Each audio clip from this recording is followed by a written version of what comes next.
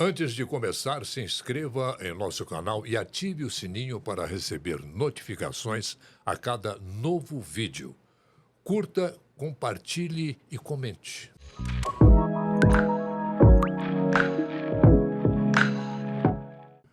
Olá, estamos chegando com mais um Doses de Saúde, aquele nosso bate-papo semanal, quando a gente fala de saúde, não é mesmo? Um assunto sempre bastante interessante.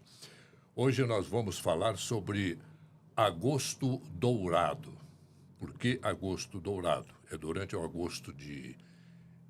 o mês de agosto, que é o mês de incentivo à amamentação, quando diversas mobilizações são realizadas em todo o Brasil. E para falar sobre esse tema que é tão interessante, que é o aleitamento materno, a sua importância para a vida, para o futuro de uma criança, futuro de uma pessoa, nós temos aqui em nossa bancada a doutora Paula Machado, que é obstetra do Mater Dei Santa Clara, e Jaila Borges, fonoaudióloga do Mater Dei Santa Clara também. É um prazer muito grande recebê-los aqui em nosso Dose de Saúde. Os índices de amamentação apresentam melhorias significativas. Mais de 62% das crianças são amamentadas na primeira hora de vida.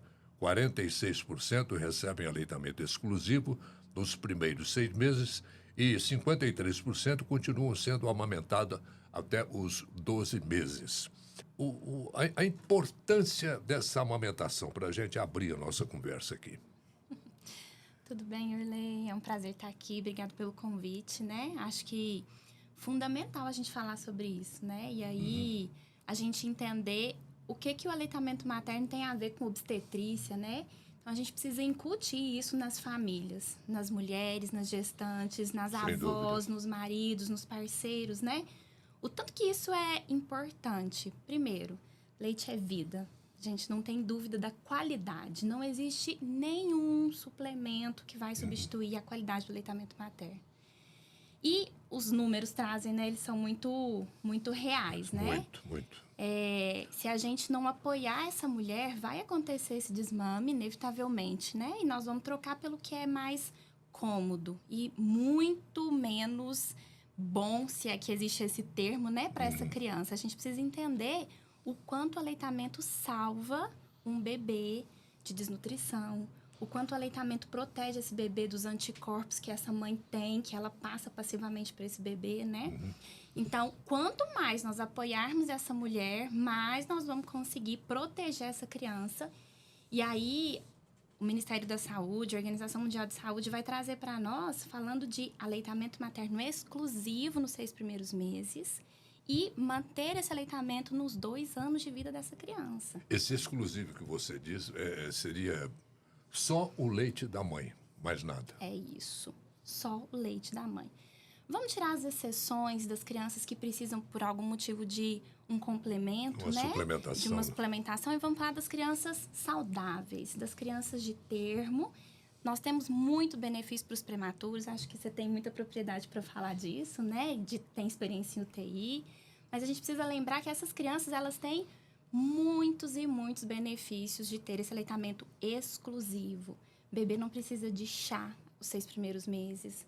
O bebê não vai precisar de um leitinho para dormir melhor. E é uma ideia muito errada, né? De que se a gente der complemento, ele vai dormir melhor.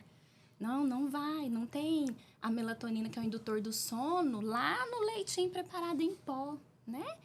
Então, a gente precisa apoiar essa mulher. E tá longe de ser fácil. Longe de ser Por fácil. quê? Eu tenho 3 crianças, né? Você vai me falar, Paula, mas o que você tem com 3 crianças? Eu tenho gêmeos prematuros. Tive a honra de amamentá-los. Um até 8 meses e um até 1 ano. E a minha filha mais velha, que nasceu de termo, bonitinha, mamou até 1 ano e 10 meses. Você tem conhecimento de causa, né? Conhecimento de causa.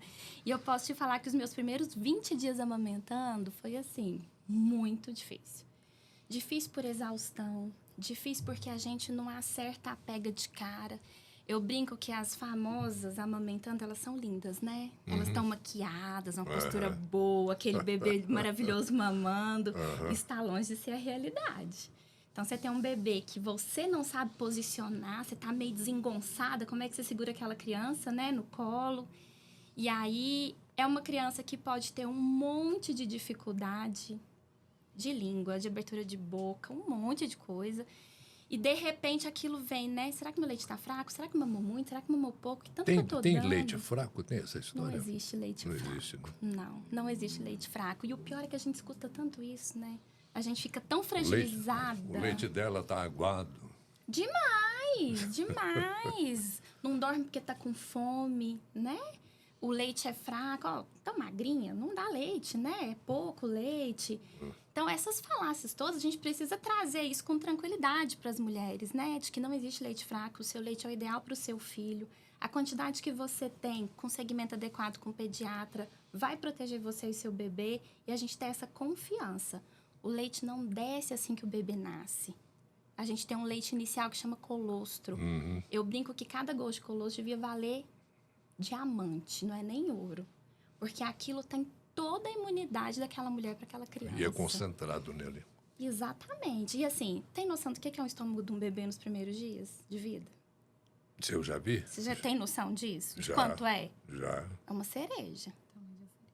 Uma cereja. Então, aquele bebê não precisa de volume. Ele precisa daquele aconchego. Ele precisa ter contato. Cabe na mão, né? É isso. Então, assim, esse estômago, ele vai crescer com o tempo. E lá nos 10 dias de vida, que ele vai ser do tamanho de um ovo, vamos falar assim, pra gente ter noção de volume, né?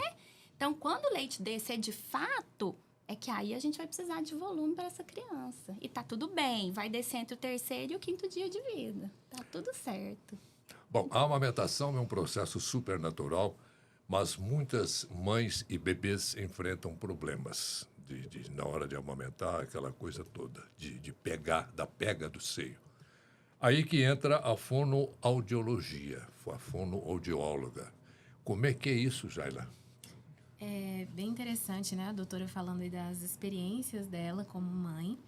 Eu digo sempre que essas experiências são muito enriquecedoras aí pra gente, porque, de fato, é uma fase, eu costumo dizer, essas primeiras semanas, em que, apesar de ser um ato fisiológico natural, é um momento em que a mãe está aprendendo a dar de mamar, né? Principalmente quando é o primeiro filho, e é um momento que o bebê também está aprendendo a mamar. Porque a gente tem toda essa musculatura oral, essas funções orais, que elas vão ser amadurecidas de acordo com a função. Porque, no caso, é assim que essa musculatura ela vai amadurecer, de acordo com o uso, com a função, né? Então, é um momento realmente de aprendizado, tanto para a mãe quanto para o bebê. Essa fase de ensinamento para as mães nos primeiros dias, primeiras semanas, é fundamental, né, para a saúde do neném. Sim, sim. Eu gosto sempre quando assim tem alguma palestra, né, de orientação, eu gosto sempre de começar com a seguinte indagação: qual que é o elemento mais importante, o que seria o item mais importante em um enxoval? E aí a gente abre essa questão e ali vem vários itens que vão aparecendo. Mas eu gosto de falar que um dos itens mais importantes é a orientação em relação à amamentação. Porque realmente ali, a gente tem, então, no caso, o colostro, a gente tem o leite de transição, e aí depois vem a descida do leite em si. E quando a mãe ela não tem essa informação, surge essa dúvida. O colostro realmente, ele é diferente, ele vem aos pouquinhos, ele tem o período ali para acontecer. Então, se a mãe não está informada em relação a isso, acontece essa dúvida. Não está sendo muito pouco? Será que é realmente importante para o bebê esse colostro? Não é só o leite que é importante? Então, são essas dúvidas e essa falta, às vezes, ali, de orientação que acaba dificultando um pouquinho mais o processo. A cooperação faz parte do ser humano. E a Unicred Aliança acredita nisso. Sabe da importância de cooperar e andar juntos para o desenvolvimento pessoal e profissional de cada cooperado. Estamos em Uberlândia e em mais 25 cidades, entre elas 3 capitais, e atendemos mais de 15 mil cooperados nesses 30 anos de existência. Não somos uma instituição financeira tradicional. Somos colaboração, planejamento, inovação e união. Tudo para você prosperar. Porque aqui, um ajuda o outro. e todos ganham. Unicred Aliança, 30 anos. Escolha cooperar. Escolha Unicred. Uma alimentação mais especial, vamos dizer assim, mais rebuscada, seja um leite mais forte, mais saudável? É tudo completo, né? Então, como a doutora falou, esse colostro, ele é completo ali de todos os nutrientes, de tudo que o bebê precisa. O leite de transição e o leite em si. Desculpa, eu formulei a pergunta erradamente. A mãe... A nutrição materna. A nutrição materna.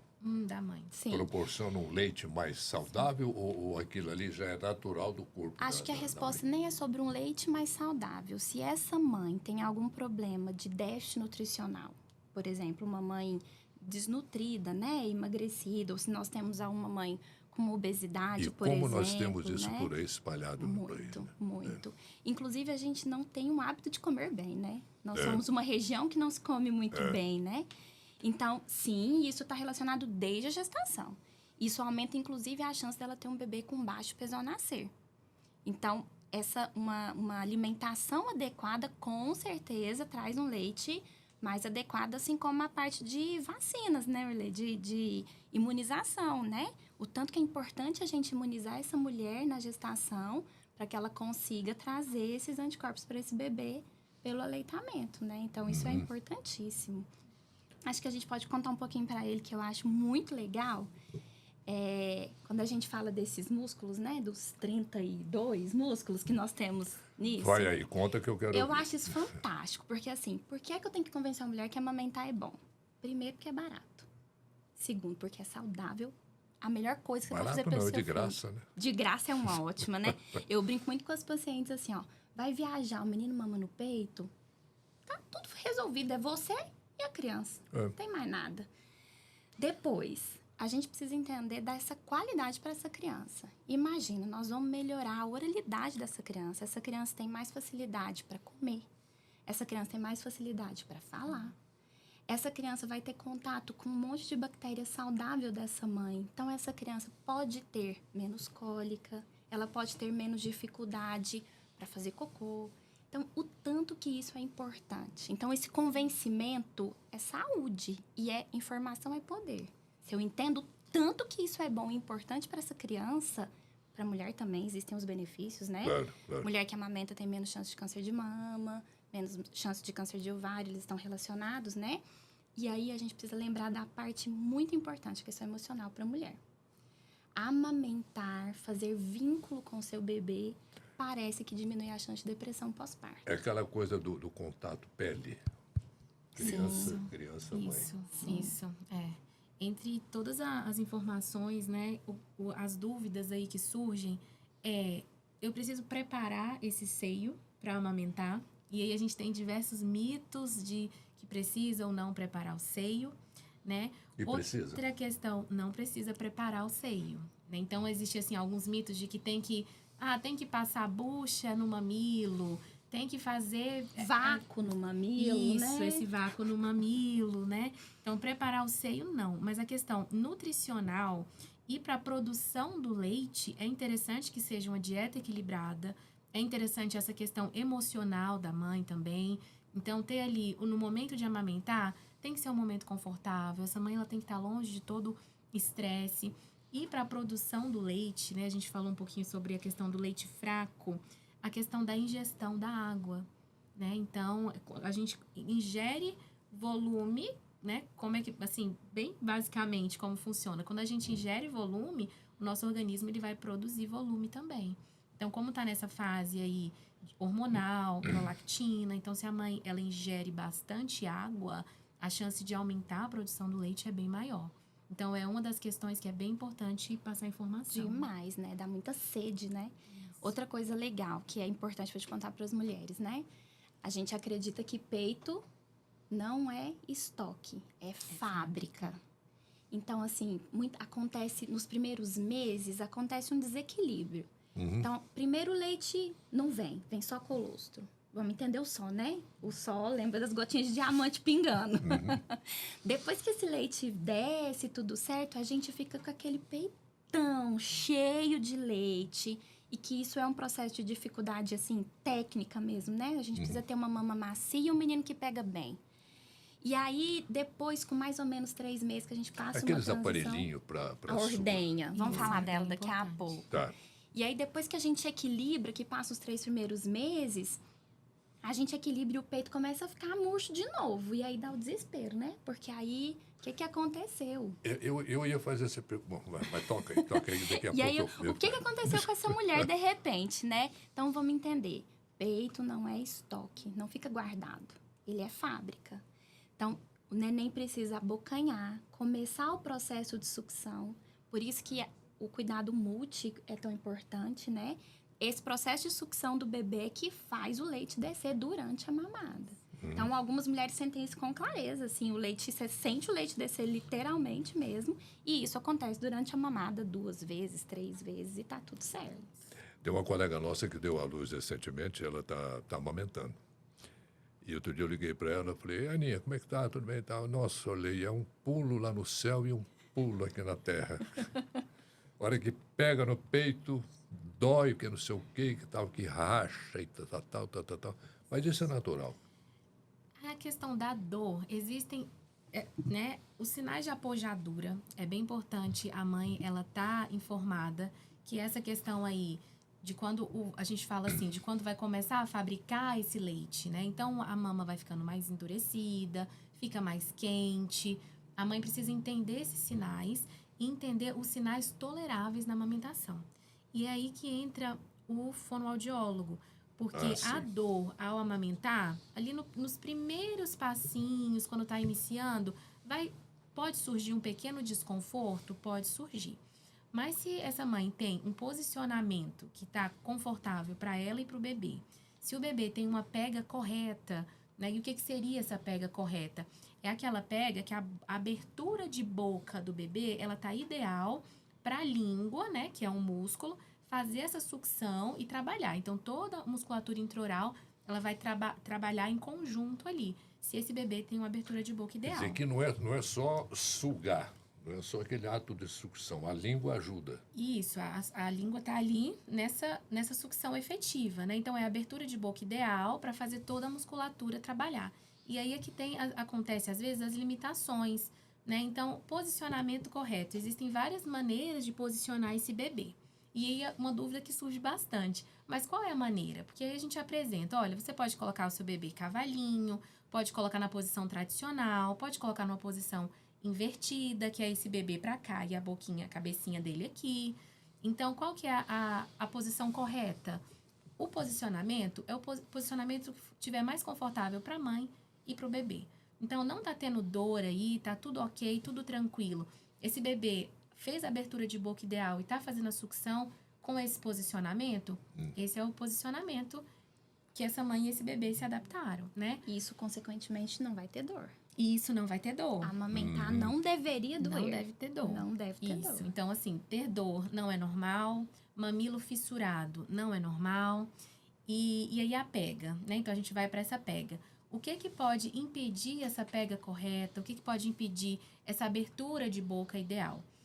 A gente ouve muito falar sobre a famosa língua presa, né? Muita coisa já mudou em relação à língua presa, tá? A gente pode ter... Aí entra o teste da linguinha que fala. Isso. Né? A atuação do fonoaudiólogo é primordialmente aí dentro dos hospitais, é no teste tanto da orelhinha quanto no teste da linguinha, tá? Certo. E aí o teste da linguinha, ele vai realmente ver se existe alguma alteração ali no frênulo. E essa alteração nem sempre, necessariamente, vai ser uma língua presa.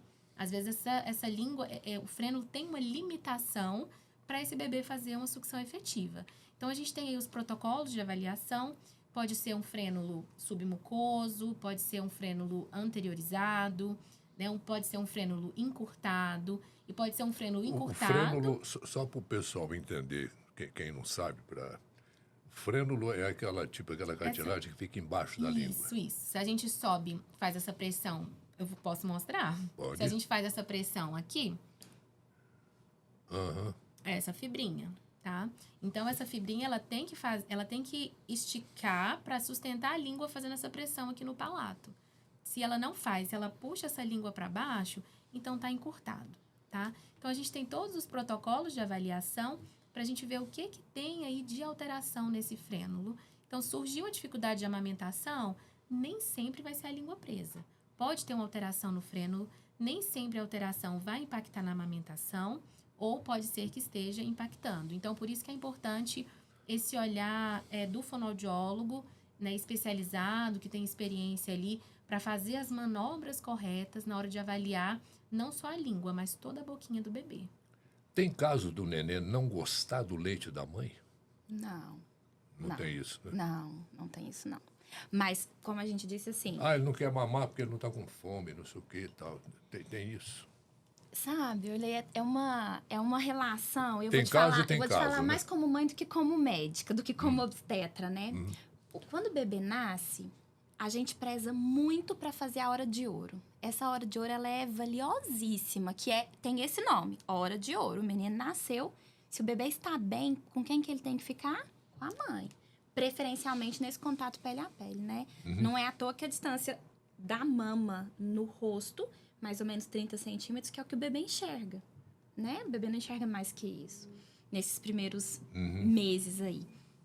Então, assim, a gente põe esse bebê no pele a pele e, se possível, esse contato com aleitamento.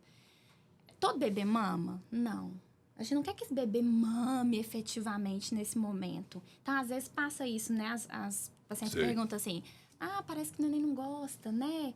Mas não é que não goste. Então, é um momento. Esse bebê acabou de nascer. Ele está entendendo o que é esse processo primeiro. Depois, existe tanta pressão e tanta expectativa que esse menino não pode perder peso, que a gente tem que fazer amamentação, que eu preciso acordar a cada 2 horas, a cada 3 horas. O que eu acho fantástico fazer aleitamento sob livre demanda, que não quer dizer que seja fácil, vamos reforçar isso de novo, Como é né? isso, sob demanda? Como nome. O menino pediu, nós vamos oferecer. Tá. Exatamente isso, sob livre demanda. Chorou, dá o peito. É isso, exatamente. Porque aí cada criança tem um intervalo particular. Então, tem criança que nós temos intervalo de 4 horas. Ó, beleza. Tem criança que tem intervalo de 1h30. Imagina esse menino, 3 horas da manhã. Tem uns esfomeados de 15 minutos. Isso. E é interessante a gente pensar assim, que essa mãe acabou de sair de uma gestação, acabou de passar por um processo de um parto, né? Às vezes normal, às vezes cesárea. Então, ela está num processo de recuperação, existe uma exaustão aí, e aí tá na livre demanda. Então, às vezes, essa mãe tá dormindo e esse bebê tá pedindo ali pra mamãe. E aí, o tanto que é o contrário também, né? Assim, naquela angústia de 3 horas, o meu menino não acordou, não mamou, e aí? Aí tira a roupa do menino e aquele menino tá apagado, zero interesse no peito. Barriguinha cheia. Barriga cheia, exatamente, né? E aí, aquele rolê, né? De acordar menino, colocar menino no peito, e o menino não quer, o menino tá mole e não abre a boca. Então, assim, respeitar essa criança também, e aí, de novo, né? Apoio de profissional, apoio em casa, pra gente entender esse processo da criança, né? Que isso é tempo. O bebê vai acordar, vai demandar a hora certa pra pedir e vamos oferecer esse pra ele. É hora que a fome bater na barriguinha dele, ele Não vai, tem jeito, acorda, né? ele vai chorar. E a mãe que tá bem orientada nesse processo, ela vai estar mais tranquila, ela vai estar mais segura, né? De todo esse processo. O leite, a amamentação enfraquece a mãe? Enfraquece em que sentido? Eu Cansaço. já ouvi casos assim de nossa, ela está fraca de tanto amamentar. Exaustão mesmo, né? Olhos fundos, aquela coisa de Eu não cansaço. acho que seja a amamentação, mas o fato da gente ficar exclusivamente à disposição daquela criança, né? E assim, é uma função que não dá para ninguém fazer. É o sofrer no paraíso, né? Como se diz. Mas sabe que eu gosto muito da ideia de trazer a família para esse processo? Por quê? 15 minutos que alguém acordou, trocou essa criança, fez a troca da fralda, fez os cuidados, essa mulher ganhou 15 minutos de sono. Ela amamentou, alguém põe esse bebê para arrotar. E ela vai conseguir pegar no sono novamente, descansar, né? Rede de Trabalho de apoio, equipe, um né? trabalho de equipe. Eu falo isso demais, assim, no puerpério. Eu converso muito isso com as mulheres, porque a gente precisa entender. Nós não conseguimos criar essa criança sozinhos. E a gente não quer rede de apoio para cuidar da criança. A gente quer rede de apoio para cuidar Da da mãe. família, da mãe. A comida feita, o cafezinho passado, quem vai segurar para ele ir ao banheiro, para ela tomar banho, para ela escovar os dentes. E o marido, o parceiro, ele tá envolvido no processo todo, né? Ele também não tá dormindo bem, porque ela fica a noite inteira, Claro. né? E geralmente essa criança tá no quarto dos pais, né? Então, esse conjunto faz o negócio fluir e funcionar. E eu tive a experiência de amamentar os gêmeos e eu brinco que a gente só publica a foto dos dois mamando junto, né? Porque, assim, foram poucas vezes e às vezes eu achava o máximo de colocar os dois mamando juntos. E aí as pessoas falam, nossa, você amamentava junto? Raras vezes, e as raras vezes a gente fotografava, porque pra mim era um evento mesmo. Mas era isso, né? Marido encaixava o menino de um lado, minha mãe encaixava o menino do outro, a gente punha os meninos pra mamar. Fotografava, né? Assim. Mas não é uma coisa simples, não é sozinho. O mérito não é só meu, né? Dos meninos, é a rede mesmo de apoio. E né? uma rede de apoio bem orientada também, Sim. né? A gente fala sobre a mãe estar orientada, mas a rede de apoio estar orientada é bem importante também. Até para trazer aí essa ajuda quando surge alguma dificuldade. Porque o que acontece? A gente tem o laser, né? O laser está em alta aí para bastante coisa. E eu costumo dizer o seguinte, chegam mães que falam, olha, tô fazendo laser e o meu mamilo continua fissurado, né? Então, o que a gente faz? E o que eu costumo dizer em relação ao laser? Eu dou sempre o exemplo de que é mais ou menos quando você passa por um caminho e você corta o seu pé. E ali faz o laser, cicatriz onde cortou, você vai e passa de novo por aquele mesmo caminho, né? Então, você tá ali cicatrizando o problema, mas a gente não tá indo na causa, né? Então, o que tá levando a essa fissura que não é o esperado? Não é normal ter fissura, ter ferida no mamilo, ter a dor, né? E aí é quando a gente entra, faz uma avaliação na boquinha desse bebê, é língua, é frênulo, ou é uma disfunção oral, né? Porque aí também entra essa diferença que me perguntam muito. Qual a diferença do fonoaudiólogo para um consultor de amamentação? Porque a gente tem fonoaudiólogo que é consultor de amamentação também. Mas e a fonoaudiologia? Seria o seu caso também. Não. Isso, tem a fonoaudiologia tem esse papel, isso, né? Porque a gente acaba que presta ali a consultoria, mas geralmente a mãe ela já chega com a dificuldade que vai além da consultoria em si. Aí é quando a gente entra nessa avaliação das disfunções orais. Então, o fonoaudiólogo, ele vai adequar as funções orais. Então, avaliou, a gente tem um bebê que está com calinho na boca, né? Quais são os sinais de que esse bebê, ele não está com a pega correta? Então, um bebê que tem calinho na boca, é um bebê que está fazendo estalo enquanto mama, a mãe está ali sentindo dor e está escutando o estalinho. Quer dizer, a coisa não tá encaixadinha, né? A boquinha não tá encaixadinha Tá como entrando deveria. ar. Exato. E isso tá entrando um ar ali. Então, tem a linguinha esbranquiçada, né? Quer dizer, aquela linguinha onde ela deveria estar elevada e acoplando ali no palato, não tá acoplando. Então, o que tá mais... Aí quando a gente entra nessa questão da musculatura, né? Esse bebê tá tensionando mais aqui, essa parte orbicular. Esse bebê tá tensionando mais a bochechinha e o lábiozinho solto. Eu tenho até uma foto que eu gosto sempre de mostrar também, de uma pacientezinha, que era o lábiozinho aqui, inferior, ele descia total. Então, essa língua, ela descia junto. E ficava em repouso com essa linguinha, né? Aqui, pra caidinha nesse lábio. Quanto mais ela deixava essa língua em repouso, assim, na hora dela fazer a função do mamar, essa língua não tinha força para fazer a sucção e o lábio, então a coisa ali não estava ajustada. Então, a gente faz os exercícios direcionados para onde está ali a dificuldade. Né? É pegar a mão, o fonoaudiólogo é luva na mão, colocou ali e sentiu e ver o que está... o que não está adequado nessa musculatura. O que está pegando, né? Isso. E em Uberlândia, a gente tem uma coisa importante para falar, que é o banco de leite. Eu que ia te é perguntar isso agora. gratuito, pelo SUS, tá lá do lado da universidade. Tem um telefone que se liga e agenda, né?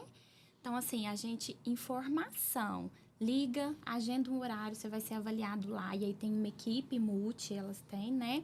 Tem pediatras, tem enfermeiros, tem consultoras, tem fono. Uma equipe maravilhosa.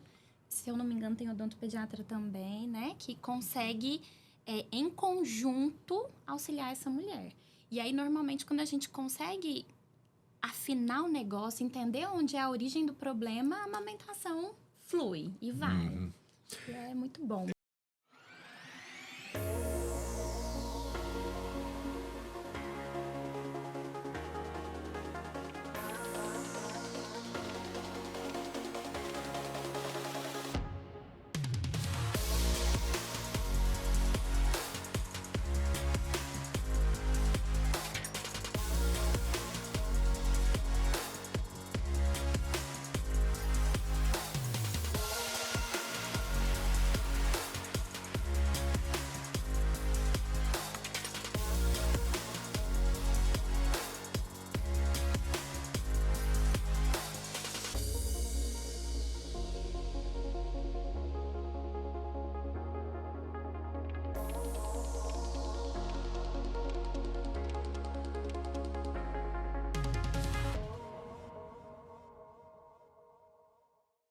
O banco de leite é uma coisa interessante. O leite seu serve para o neném dela? Não, isso não se faz há algum tempo. Aquelas amas de leite. A gente tem muito isso, né? Ah, minha mãe amamentou. Isso, Minha mãe amamentou eu e mais um. A gente vê isso em filme, vê histórias, essa coisa toda. Não, isso é contraindicado, inclusive, né? Exatamente pelo risco, assim como a gente tem essa passagem passiva de anticorpo, a gente tem o risco de algumas doenças, né? Que também são transmissíveis pelo aleitamento. Então, isso é contraindicado. Mas as mulheres que têm um fluxo de leite muito bom, importante, até algumas mulheres que perderam os bebês, mas que ainda gostariam de continuar doando leite, elas podem ligar para o banco de leite. O banco de leite tem uma agenda de, inclusive, buscar o leite na casa dessas mulheres. E aí, esse leite é pasteurizado para, então, ser fornecido para os bebês prematuros que ficam na UTI da universidade. Então, isso é um trabalho muito sério, de muita competência lá do banco de leite. A gente ouve histórias, né, daquelas amas de leite, principalmente na época da escravidão, que tinha as negras, né, que amamentavam a família, a meninada Todo mundo, né? do senhorzinho. Não, isso a gente não recomenda mais. Tem muito leite, vamos fazer ordenha. E aí, você perguntou aquela hora da ordenha, né? Da máquina. Chama ordenha mesmo, assim como... Pois é, ali ele tira aquele leite, guarda na geladeira, ele não perde as propriedades. Também tem um protocolo para seguir. Quando a gente faz ordenha, vou guardar o leite para mim, para o meu bebê, né? Então, se eu guardo esse leite, primeiro, a gente precisa guardar esse leite armazenado numa embalagem adequada. O ideal é que ela seja pote de vidro com tampa de plástico. Esse é o ideal. E aí, se a gente vai guardar esse leite, então, sei lá, vou para uma reunião. Eu ordenho o leite, conservo no pote adequado e guardo na geladeira. Esse leite precisa ser consumido em, no máximo, 12 horas. Máximo. Não, eu vou congelar esse leite para oferecer para meu bebê alguma vez, né? Em algum tempo. Então, esse leite precisa ir no congelador. O congelador precisa ser 2 portas, não pode ser uma porta só. Tem que ser um congelador que se abre pouco, que não descongele.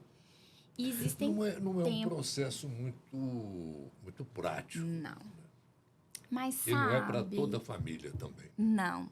Mas sabe que licença maternidade no nosso país... 4 meses. E a gente falou que o bebê precisa mamar 6, exclusivamente, né? Uma mulher que tem uma licença de 6 meses, ela é uma privilegiada no nosso país, infelizmente, né? Então, assim, o que é que a gente faz? É orientar as mulheres disso. É possível congelar esse leite. E aí, um cuidador dessa criança pode tirar esse leite lá... do congelador e oferecer para essa criança. E aí a gente consegue manter o aleitamento com todas as propriedades e os benefícios. Então, longe de ser prático. Longe A de gente ser percebe, né? prático. Com a situação que a gente vive, então é meio... Eu brinco Nem que todo mundo eu tem. achava que eu arrasei quando eu fui voltar ao trabalho da minha primeira filha, porque do Gêmeos é outra vida, né? Mas da minha primeira filha, da Luísa. E aí eu falei, não, tem 3 litros de leite guardado. Isso aqui, essa menina vai passar fome nunca. Uma semana eu não tinha mais leite. Falei, gente, o que essa menina vai comer, né? E aí, não existia Covid, era outra época, né? Assim, a minha mãe era avó Uber. Então, era o meu marido, Sim. era a minha mãe, né? Eu tava no hospital, mas levava ela pra mamar. Imagina que coisa pra gente conseguir manter o aleitamento, né? É um Mas processo quando tem uma mesmo. equipe como você teve, por Isso, exemplo, gente. é maravilhoso, né? Não, privilégio muito- mesmo, assim. privilégio. Eu sei que não é uma realidade de todo mundo, né? Mas minha mãe conta que ela ficava no carro, ela chorava de ver minha filha chorar até chegar onde eu estava. Ó, Mas eu acho que é o processo. Se a gente acredita que o negócio é realmente bom e importante, por que não fazer, né? é normal criança mamar até 2 anos de idade, 2 anos e meio, por aí. 2 anos é a recomendação, inclusive. Sim. Seria o ideal, né? Seria o nosso cenário perfeito. Sim. Outra coisa. Tô grávida de novo. Posso continuar amamentando meu filho? Pode. Seu leite não vai dar dor de barriga no mais velho. Não vai fazer o mais novo, o que tá na barriga, nascer prematuro. Não, tá tudo certo. Não precisa mais, que também era uma coisa que a gente acreditava, né? Algum tempo atrás, engravidei, tem que desamamar o mais velho. Também não precisa disso. Do mesmo jeito que não precisa preparar a mama, né? Então, a gente tem... E assim, não é que fez 2 anos, eu tenho que desmamar esse menino também, não. Isso é uma relação da família, É porque né? tem um punhado de história, né? Assim, quando eu parar de amamentar, eu vou engravidar de novo. Porque, por enquanto, não dá, não pode, não sei o que, tal questão hormonal, essa bobagem toda. A recomendação é de parto a parto, 2 anos. Então, teoricamente, quando o bebê tem um ano e 3, né? Pra gente engravidar do outro. Mas o aleitamento... E aí, cuidado com essa interpretação, porque eu tenho medo de falar isso às vezes. O aleitamento exclusivo para uma mulher que não menstrua protege a gente de uma outra gravidez em até 80%. Aí, né, não vou usar nada. Tô amamentando, tô protegida. Mas 80%. E os 20% que falham, né? Então, vem daí essa conversa sobre... Explica direito isso aí, por favor. Explica. Essa relação da amamentação com menstruação. Enquanto você amamenta exclusivamente, porque a gente está falando de um volume alto, a prolactina, que é o hormônio que ela citou, é um hormônio que, se ela tá alta, ela não deixa a gente ovular, né? Então, se a gente tem uma prolactina alta e o aleitamento é exclusivo e não se menstrua, nós estaremos protegidas de uma nova gravidez em 80%. Certo? Então, a ausência de menstruação mais aleitamento exclusivo tem uma proteção de 80%. Estão prestando atenção, né, gente? Ó, que medo. Depois todo mundo vai falar que tá protegido e não tá. Mas o nosso problema é a falha de 20%, né? Não é 100%. Não é 100%. Então, assim, tô mamando só no peito e engravidei. Engravida mesmo, né? Tem mulheres que ovulam e nem menstruam, inclusive. Então, é isso. Só ficar mais quieto um pouco, né? Que evita, né? Ô, gente, e muitas mães, muitas mulheres evitam amamentar, questão de estética, de vaidade até. Eu vou amamentar, meus seios vão cair, vão ficar flácidos. Tem isso? Acontece bastante de mães que têm a prótese ali, né? E aí acha assim, como tenho a prótese, então eu não vou conseguir amamentar. Eu não vou poder amamentar e eu já tenho que ir direto, né, para um complemento. Mas acontece que pode ser um processo um pouquinho mais difícil, mas se essa mãe tiver orientação e ela tiver ali uma equipe, né, que esteja junto nessa questão da amamentação com ela, é possível amamentar, mesmo Pois se tiver mas a prótese. o ato de amamentar deixa os seios flácidos? Vou ter que responder que sim, né? Não, Porque Pele, né? Assim, Claro. pele, glândula e gordura. Essa mama cresce e depois essa mama diminui. Então, sim, assim, vai ficar muito flácido, aí depende muito de cada pessoa, né? É um preço também, né? Sim, que é um preço da escolha, né? É. Exatamente, mas sim, gente, muda. É um outro corpo, né? Assim como a gravidez, né? É um outro corpo, não é a mesma coisa mais. É um processo natural, né? Um processo natural. Agora, quando eu escuto a palavra estética, eu levo muito para esse lado da prótese, porque acontece bastante mães que têm a prótese e aí acham que não vão poder amamentar, né? Agora, realmente, a mãe que não tem a prótese, né? Agora, essa preocupação estética realmente é uma pele que estica, né? Depois volta, então esse seio fica mais fácil. E a gente precisa lembrar também, né? As mulheres que fizeram redução da mama, né? Essas mulheres, dependendo da técnica que foi usada, do quanto de mama foi retirado, elas podem sim ter uma dificuldade de produção, né? Não é raro a gente ver isso. E ainda No momento da cirurgia, o médico, o cirurgião que está ali operando, ele não tem esse cuidado, porque tem os vasos, né? Sei lá aqui. Mas aí eu acho que, pensando não só em estética, mas em saúde, uma mama muito volumosa de uma adolescente, às vezes é preciso sacrificar a problema até de glândula, né? coluna, né? Às vezes. Exatamente, exato. Então, assim, não tem como a gente proteger essa mulher de outra maneira, né? Não é nenhuma questão de ter cuidado ou não, tecnicamente. Certo. Depende do volume dessa mama, né? Então, as mamoplastias redutoras, elas podem sim comprometer. Não é impossível, mas elas podem. E lembrar que a única contraindicação absoluta para amamentação é a mãe com HIV e a mãe com HTLV, né? Então, não existem contraindicação outras que não sejam essas duas doenças, né? Sim. Então, acho que a gente reforçar a importância disso mesmo. Tem um negócio interessante, uma coisa interessante. Se a gente vê em filme, eu já vi casos assim, um caso, aliás, só. A mulher, ela não é mãe e, de repente, ela amamenta uma outra criança. Como é que é isso? Isso é um preparo que a gente faz dessa mama para que essa mulher possa amamentar. Especialmente, vamos dar um exemplo prático, barriga de aluguel, né? Aluguel. Que nós já temos uma legislação brasileira vigente, correta, para que pode ser feito. Então, vamos dar um exemplo. Se nós fôssemos irmãs e eu não pudesse gestar, né? Por algum problema de saúde. Certo. Vai gestar por mim. Quando o bebê nasce, a gente prepara essa mama para amamentação. Isso é possível, isso é real. Casais homoafetivos, né? Mulheres que querem amamentar, então uma pode gestar e a outra amamentar, as duas podem. Dizem que aí entra um amamentar. fator psicológico também, aquela necessidade que a mulher tem de se doar, de mostrar que é mãe, de fazer aquele papel de mãe, mesmo não sendo. Coisa mais psicológica. Mas eu acho que isso está muito relacionado aí mais no vínculo, né? Porque, assim, as mulheres que por algum motivo tiveram dificuldade para amamentar, não acho que elas sejam menos mãe ou se sintam assim por Com isso, certeza. né? Pelo contrário, não é isso que nos define mães, né? Então, acho que é mais uma questão de vínculo mesmo. E aí, de novo, assim, falando da vivência, né? Porque eu brinco muito que eu sentei na cadeira do alto risco, né? Com gêmeos. Então, UTI, mamatute, e colher, e copinho, né? Um pacote de coisas que, de repente, cai no seu colo, né? Aquele menino de 1,5 kg, você fala, e agora? Como que eu vou alimentar esse ser humano? Então, e os meninos, eu consegui ficar exclusivo no peito só 40 dias. Eu sempre precisei de ajuda com os dois, né? E ainda assim, a gente conseguiu a amamentação complementar, né?